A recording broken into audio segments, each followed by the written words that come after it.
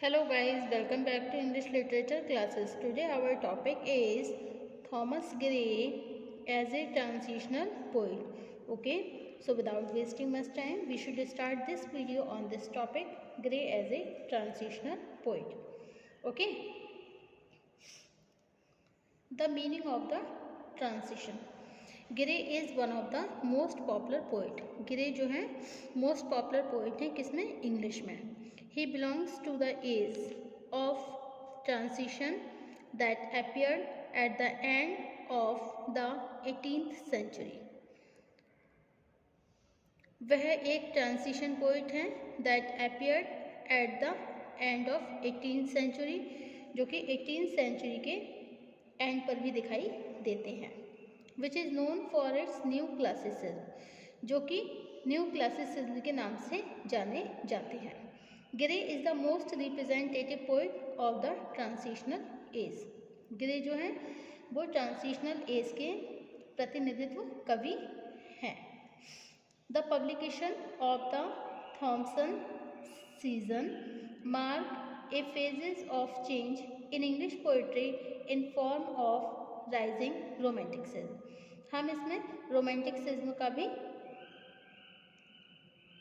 Rising देखते हैं.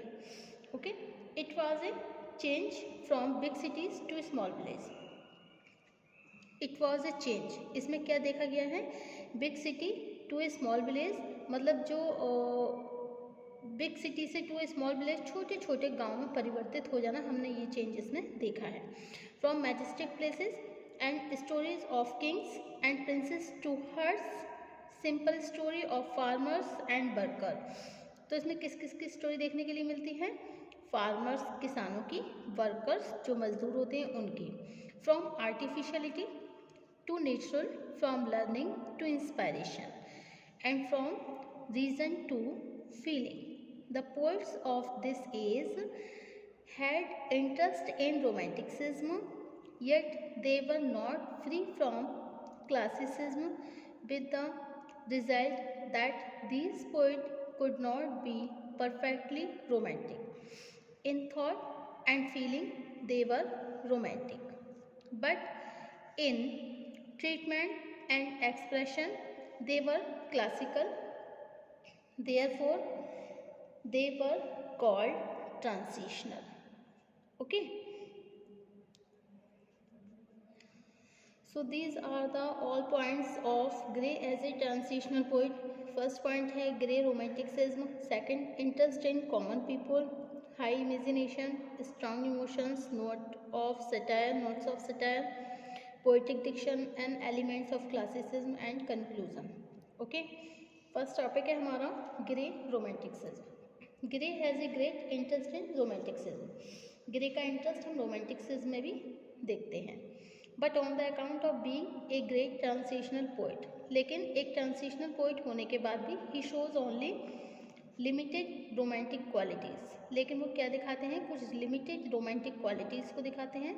Like interest in common people, जो कॉमन पीपल में इंटरेस्ट होता है. अनकॉमन थिंग्स, किसके लिए? अनकॉमन थिंग्स के लिए.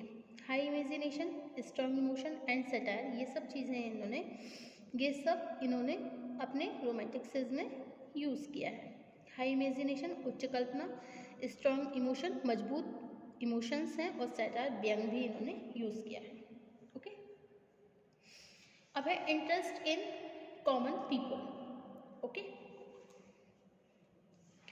गिरे in elegy richer in country churchyard thinks over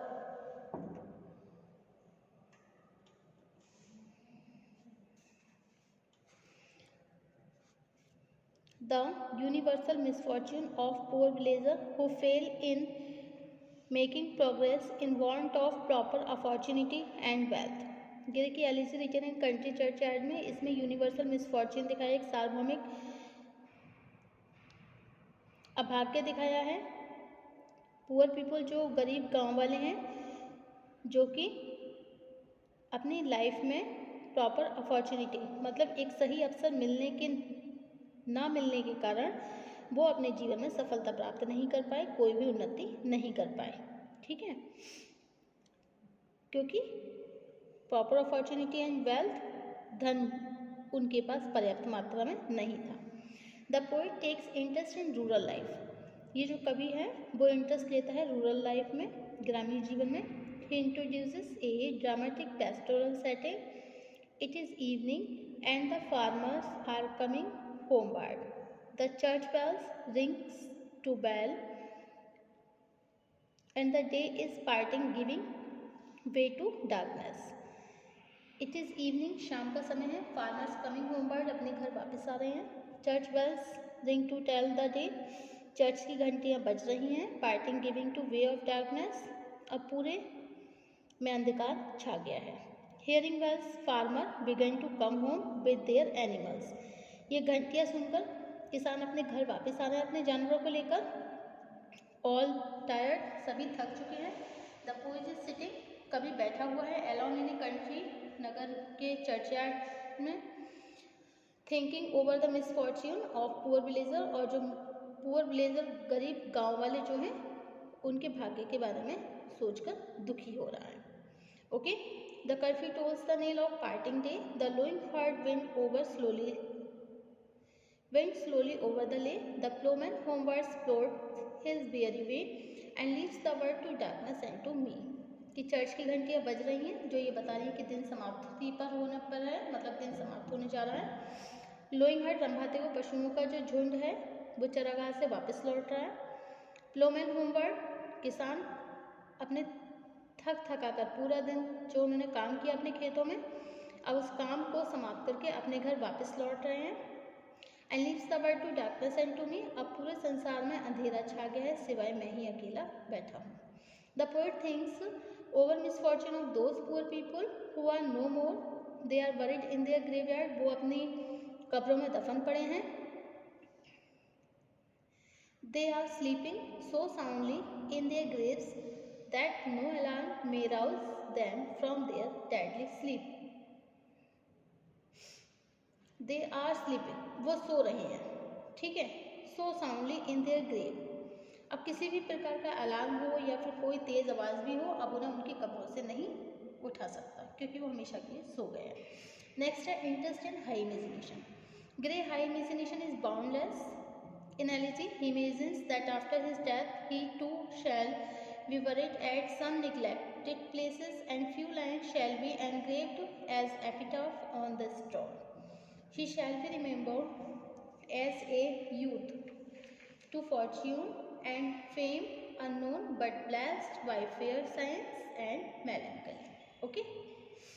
अब next है interest in strong emotion. In romanticism, emotions are regarded as superior to reason. Gray shows his quality when he expresses deep feeling of sorrow very effectively. For example, Elegy. In Elegy, he records strong emotion of dying men. He tells about emotional attachment of farmers with their families. When they were alive, their families used to wait for them at evening.